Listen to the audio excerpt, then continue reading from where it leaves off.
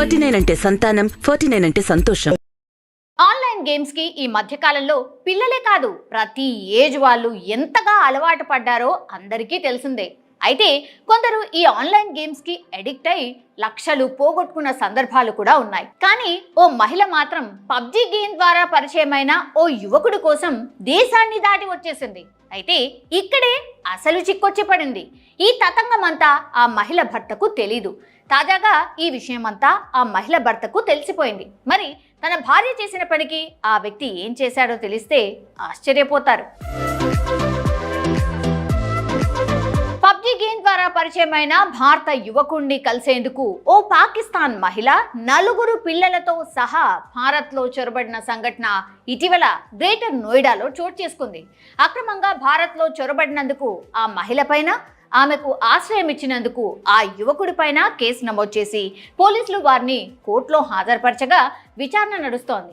మీడియాలో ఈ సంఘటన బాగా వైరల్ కావడంతో సౌదీలో ఉంటున్న ఆ పాకిస్తాన్ మహిళ భర్తకు విషయం చేరింది.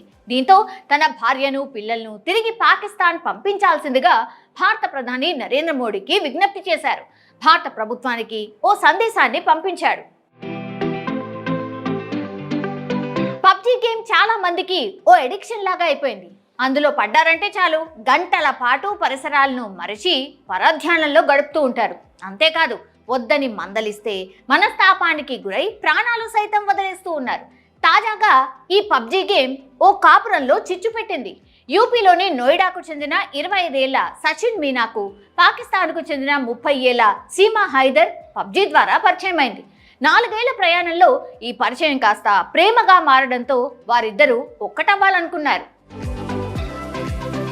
అప్పటికే సీమాకు పెళ్ళై 4 పిల్లలు ఉన్నారు.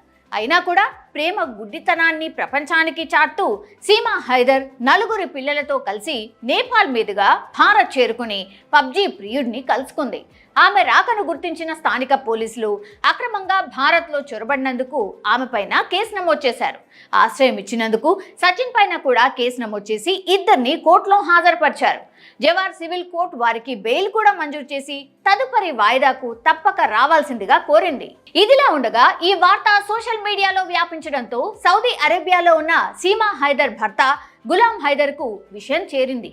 దీంతో వెంటనే స్పందిస్తూ మొదటగా ఈ వార్త నాకు తెలిసేలా చేసిన భారత మీడియాకు కృతజ్ఞతలు. నా భార్యకు కల్లిబొల్లి మాటలు చెప్పి మభ్యపెట్టి భారత్ రప్పించారు. దయచేసి నా భార్యను, పిల్లల్ని తిరిగి పాకిస్తాన్ పంపించండి అంటూ భారత ప్రభుత్వానికి ఓ సందేశాన్ని పంపించాడు.